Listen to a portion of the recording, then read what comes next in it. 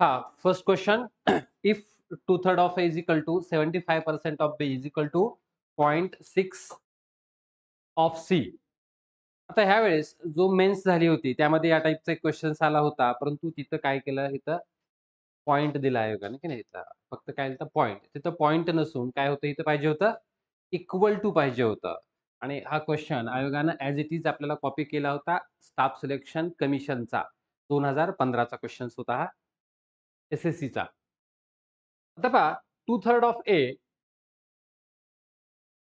म्हणजे 2a/3 is equal to 75%. 75% म्हणजे काय, 3/4 of B is equal to 0.6. 0.6 म्हणजे 6/10 of C.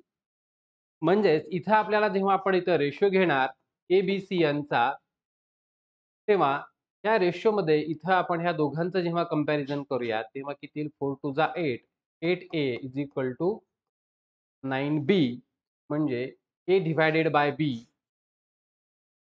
A divided by B is equal to 9/8. म्हणजेच A आणि B यांचा रेशो किती आहे, 9:8 आहे. त्याच पद्धतीनं आपल्याला B आणि C चा रेशो काढायचा आहे. आता इथे B आणि C चा रेशो काढताना पुन्हा आपण क्रॉस मल्टिप्लिकेशन केलं किंवा इथं आपण कॅन्सलेशन करूयात. 2 3 जा 2 5 जा 3 3 गेट्स कॅन्सल. क्रॉस मल्टिप्लिकेशन करूयात. 5b is equal to 4c म्हणजे b/c इज इक्वल टू 4/5 म्हणजे B आणि C यांचा रेशो किती आहे, 4:5 आहे. आता आपण काय करतो, पुन्हा हा नंबर इथं कॉपी पेस्ट करतो आणि हा नंबर इथं कॉपी पेस्ट करतो आणि नंतर पुन्हा यांचं मल्टिप्लिकेशन करण्याच्या ऐवजी कॅन्सलेशन करत जायचं. 4 न कॅन्सल होईल, पुन्हा 4 न कॅन्सल होईल. 4 दोन्ही 8 म्हणजे हा रेशो किती आला, 9:8:10. Option number 4. आता 82 क्वेश्चन हा आपल्याला कॉम्पोनंट अँड डिव्हिडेंडो ज्याला आपण वापरतो योग वियोग क्रिया, याच्यामध्ये काय करायचं, सिंपली या प्रकारचा क्वेश्चन दिसला की m इक्वल टू 3 आणि n इक्वल टू 2 आपण इथं पुट करायचं आणि आन्सर काढायचं. 4 इंटू m ची व्हॅल्यू किती आहे, 3 plus 5 into 2 divided by 4 into 3 minus 5 into 2 म्हणजे 4 त्रिक 12 प्लस 10 आणि 12 मायनस 10 22 डिवायडेड बाय 2 11/1 म्हणजेच हा रेशो किती आला, 11:1. The ratio of the number of ladies to that of gents at a party was 3:2. 3:2 होता. When 20 more gents joined the party, the ratio was reverse. The number of ladies present at the party was. आता पहा, number of the ladies present the party was in the multiple of 3. 3चे multiple असले पाहिजेत, कारण पुरुष आणि स्त्रिया यांचं गुणोत्तर किती होतं, 3:2 होतं, 3:2 होतं. म्हणजे ते 3च्या मल्टिपल असले पाहिजेत. म्हणजे आपले ऑप्शन कुठले एलिमिनेट झाले, 16 एलिमिनेट झालं, 32 एलिमिनेट झालं. म्हणजे आयदर 36 और 34. आता सपोज आपण 36 जर म्हटलं तर 3 युनिट म्हणजे जर 36 असतील तर 1 युनिट 12चा होईल. 12 36 हे 2 युनिट म्हणजे किती झाले असते, 24 झाले असते. आता जेव्हा 20 जेंट्स आपण अजून ऍड केले, 20 जेंट्स जर ऍड केले असते तर जेंट्सची संख्या आता किती झाली असती, 44 झाली असती आणि लेडीजची संख्या 36 ला 36च होती. म्हणजे 36 आणि 44 पुन्हा आपण 4 न भागितलं असतं, 4 नवे 36. म्हणजे हा रेशिओ किती झाला असता, 9:11. पण आपला रेशिओ रिव्हर्स पाहिजे म्हणजे किती पाहिजे होता, 2:3 पाहिजे होता. म्हणजे आपला आन्सर 36 नाहीये. मग कुठला आहे, 24 ला टिक करून आपण पुढे जायचं. आता आपण 24 टॅली करून बघूयात. जर 24 असेल तर 3 युनिट म्हणजे 24 असेल तर एका युनिटची व्हॅल्यू किती होऊन जाईल आपली, 8. 3 8 24. 2 युनिट म्हणजे किती झाले, 16. 16. आता 20 पुरुष याच्यामध्ये ॲड झाले म्हणजे आता हे किती झाले? 36. म्हणजे 24 आणि 36 यांचा रेशिओ किती आला? 2:3 रिव्हर्स झाला. झाला आपला आन्सर भेटला. याला आपण बेसिक पद्धतीमध्ये काय करतो? 2 संख्यांचं गुणोत्तर म्हणजे 3x डिव्हायडेड बाय 2x घेतो आणि प्लस 20 जेंट्स ॲड करतो. ते 20 आणि रेशिओ वॉज रिव्हर्स म्हणजे 3:2 चा किती करणार आपण? 2/3 आणि क्रॉस मल्टिप्लिकेशन करून x ची किंमत काढतो आणि नंतर ती किंमत इथं पुट करतो. 30 लिटर मिश्रणात ॲसिड आणि वॉटर यांचा रेशिओ किती आहे? 2:3 आहे. किती लिटर पाणी मिश्रणात घालावं जेणेकरून तयार झालेल्या या न्यू मिक्सचरमध्ये ॲसिड आणि वॉटर यांचा रेशिओ किती असेल? 2:5 असेल. आता पहा, या 30 लिटरचं आपण बायफर्गेशन करू शकतो ना? 2:3. आता ह्या 30 लिटरचं बायफर्गेशन आपण जेव्हा करू 2:3 या प्रमाणात, तेव्हा ते किती असेल सांगा? 30 चे आपल्याला 2:3 या प्रमाणात बायफर्गेशन करायचं आहे. म्हणजे 30 चे इक्वल किती पार्ट बनवायचे? 5. 30 चे इक्वल 5 पार्ट बनवायचे म्हणजे एक पार्ट कितीचा झाला? 6चा. एक पार्ट 6चा झाला म्हणजे हे 3 पार्ट आहे म्हणजे sin त्रिक 18 आणि 2 भाग आहे म्हणजे sin दोन्ही 12. आता जेव्हा आपण याच्यामध्ये वॉटर ॲड करू, तेव्हा न्यू रेशिओ किती असणार आहे? 2:5. आता याचा अर्थ याच्यामध्ये वॉटरची क्वांटिटी वाढेल. पण मिल्कची क्वांटिटी कशी असणार आहे? मिल्कची क्वांटिटी सेम असणार आहे. कॉन्सन्ट्रेशन बदलेल, पण क्वांटिटी रिमेन्स सेम. म्हणजेच ती मिल्कची क्वांटिटी किती असणार आहे? 12 लिटर. म्हणजे 2 युनिट म्हणजे 12 लिटर आहे. म्हणजे एका युनिटची व्हॅल्यू 6 लिटर, 5 युनिट म्हणजे 5 सख 30. म्हणजे न्यूमध्ये वॉटर 30 होतं, जुन्यामध्ये 18 होतं. म्हणजे किती लिटर वॉटर आपण ॲड केलं? 12 लिटर वॉटर ॲड केलं. एक पद्धत. दुसऱ्या पद्धतीमध्ये आपण काय करतो? याला रेशिओमध्ये रूपांतर करतो. ते 12 आणि 18 म्हणजे 12 लिटर हे ॲसिड होतं आणि वॉटर किती होतं? 18. आपण एक्स लिटर वॉटर ॲड केलं म्हणजे एक्स कुठे ॲड होणार आहे? फक्त 18 मध्ये. आणि एक्स लिटर वॉटर ॲड केल्यानंतर हा रेशिओ किती झाला? 2:5 झाला. 2:5 झाला. म्हणजे इथं 2/5 आणि क्रॉस मल्टिप्लिकेशन करून सॉल्व्ह करतो. 18 दुनी 36 प्लस 2x बरोबर 12×5 2x is equal to 24. x is equal to 12. एका बॉक्समध्ये असलेल्या ₹180 एक रुपया अजून कॉमा 50 पैसे आणि 25 पैशाची नाणी 2:3:4 या प्रमाणात आहेत. तर 50 पैशांची नाणी संख्या किती आहे? आता 50 पैशांची नाणी संख्या ही कितीच्या मल्टिपलमध्ये असली पाहिजे? 3च्या. ठीक आहे. मग आता 3च्या मल्टिपलमध्ये तर इथे सगळेच नंबर दिलेत. 3च्या मल्टिपलमध्ये सर्वच नंबर दिलेत ना? त्यांना माहिती आहे की ऑप्शनमधून जाणार. मग आता काय करायचं? जर सगळेच नंबर मल्टिपलमध्ये असतील, तर given option either ascending or descending ऑर्डरमध्ये लावून घ्यायचे. मग आता इथं ऑलरेडी असेंडिंग ऑर्डरमध्ये आहेत. आता असेंडिंग ऑर्डरमध्ये आहेत, मग ह्या मधल्या दोघापैकी एकाची निवड करायची.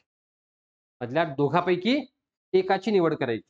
सपोज मी 120 ची निवड केली आणि 120 50 पैशाची नाणी घेऊन पण माझी क्वांटिटी 180 होत नसेल, तर मी 60 कडे जाण्याचा प्रश्नच येत नाही. मी कोणाकडे जाणार मग? 150 कडे जाणार आणि 150 घेऊन पण कमी पडत असेल, तर माझा आन्सर मग 180 असणार. म्हणजे इन एनी हाऊ केसमध्ये मला किती मॅक्सिमम 2 ऑप्शन चेक करावे लागतात. ठीक आहे. आता आपण घेऊयात 120. आता 120 जर म्हटलं, ही नाणी 120 म्हणजे किती पट आहेत? 60 पट आहेत. 60 झाले ना? सॉरी 40. 3 चोक 12, 120. आता ही 4 म्हणजे किती होऊन जातील? 4 चोक 16, 160 आणि हे 40 न मल्टिप्लाय केलं म्हणजे किती झाले हे? ₹80. पण आता ही ₹80 किती रुपयाची नाणी आहेत? ₹1 नाणी आहेत. म्हणजे ह्याचे ₹80 झाले. आता ही 50 पैशाची नाणी आहेत. 50 पैशाची नाणी म्हणजे 1/2 म्हणजे हे किती रुपये झाले? ₹60 झाले. आणि 25 पैशाची नाणी आहेत, म्हणजे 1/4 व्हॅल्यू. म्हणजे याचे किती रुपये झाले? 40. म्हणजे 60 आणि 40 100, 100 आणि 80 180 झालं. ₹180 टॅली झाले. 120 इज द आन्सर.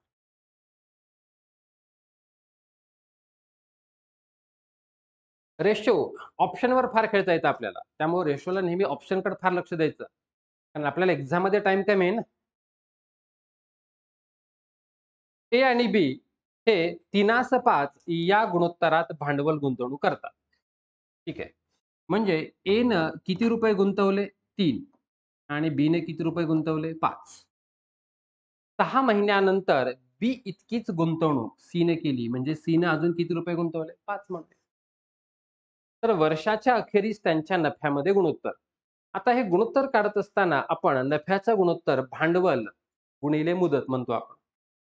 मग ए चे 3 रुपये किती महिने यूज केले गेले? 12 महिने यूज केले. बी चे 5 रुपये किती महिने यूज केले? पुन्हा 12 महिने यूज. आणि सी चे 5 रुपये किती महिने? 6 महिन्यासाठी यूज केले. म्हणजे ए-बी-सी यांना झालेला नफा या प्रमाणात वाटायचा आहे. मग इथे ह्यांचं गुणाकार करत बसायचं नाही. इथंच काटछाट करायची. खूप विद्यार्थी ह्यांचा गुणाकार करतात आणि मग परत काटछाट करत बसतात. एक स्टेप कशाला वाढवायची? 6 नच कॅन्सल करा. 6 6 दुनी 12 6 दुनी 12. आता इथं 5 आहे, इथं 5 2 आहे. जात नाही. सिंपल आता गुणाकार करा. 3 दुनी 6 5 दुनी 10 5 6:10:5.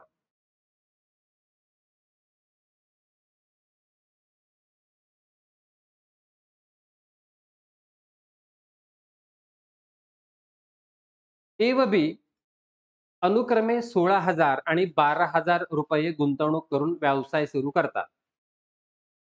3 महिन्यानंतर ए ने 5,000 रुपये काढून घेतले, तर त्याच वेळी बी ने आणखी 5,000 रुपये गुंतवले. आणखी 3 महिन्यानंतर सी ने 21,000 रुपये गुंतवणूक करून भागीदारी स्वीकारली. वर्षाकाठी एकूण नफा 26,400 रुपये झाला, तर बीचा वाटा सी पेक्षा किती रुपयानं जास्त आहे? आता पहा, ए न 16,000 रुपये गुंतवले होते. किती महिन्यासाठी? आधी इनिशियली 3 महिन्यासाठी. आणि 3 महिन्यानंतर पुन्हा काय केलं? ए न 5,000 रुपये विथड्रॉ केलेत.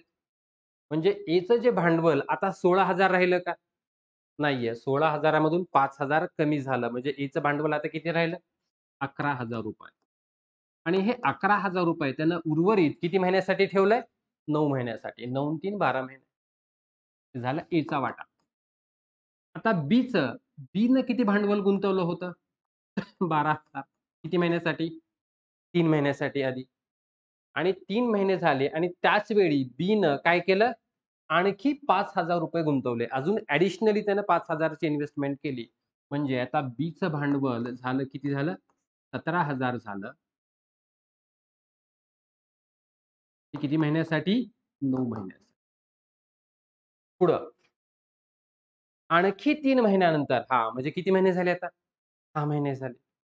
6 महिन्यानंतर सीनं 21,000 रुपये गुंतवणूक करून पार्टनरशिप त्यानं स्वीकारली. म्हणजे सीनं 21,000 आफ्टर 6 मंथ्स. आता टोटल प्रॉफिट झालेला आहे 26,400. तर बी आणि सीच्या शेअरमधला डिफरन्स आपल्याला काढायचा आहे. आता आपण सॉल्व्ह करूयात. 2 त्रिक 48, 11 90 99, 12 त्रिक 36, 17 90 5300, 21 सक 2600. त्यांची आपण बेरीज करूयात. किती आली? 8 आणि 9 17ला 7, 9 1 10 आणि 4 14, 147, 3 0. 6 आणि 3 9, 5 आणि 3 8, 189, 30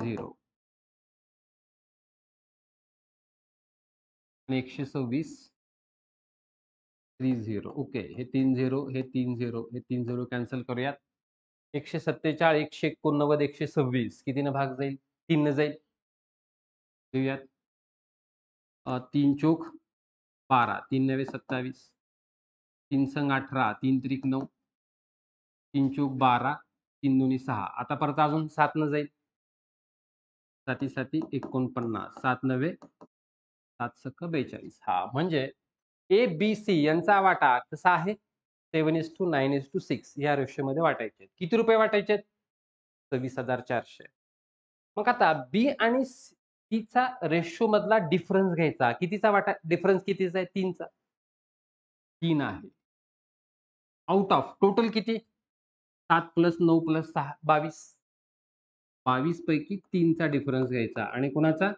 24,400 भेटून जाईल आपल्याला. किती झाला? 3600. आता इथं अननेसेसरी विद्यार्थी काय करतो, इथं बीचा वाटा काढतो 9/22.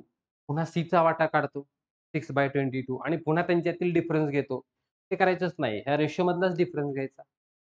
रेशो मधला जो डिफरन्स असेल तोच त्यांच्या ॲक्चुअल प्रॉफिट मधला डिफरन्स असणार. ए-बी-सी हे अनुक्रमे 13,000, 17,000 व 5,000 रुपये इन्व्हेस्ट करतात. आणि at the end of year त्यांना ₹1400 प्रॉफिट होतो. म्हणजे तिघांचा जर इन्व्हेस्टमेंट टाईम सेम असेल, तर त्यांचा ज्या इन्व्हेस्ट केली त्याच्यानुसारच प्रॉफिटचा शेअर असणार आहे. म्हणजे प्रॉफिटचा शेअर मी इथंच करणार. त्यांचा किती असणार आहे? 13:7:17:5 या प्रमाणात वाटणार. म्हणजे वर्षाकाठी एकूण नफा किती झाला होता? 1400. आता बीचा वाटा किती आहे? 17 भाग आहे. किती पैकी? 13 आणि 17 30. 30 आणि 5 35. 35 पैकी 17 भाग आहे आणि टोटल प्रॉफिट किती आहे? 1400. 7 न भाग जाईल. 7 पाचा 35, 7 दोन्ही 14, पुन्हा 5 न भाग जाईल. 5 चोक 17 चोक 68, 680.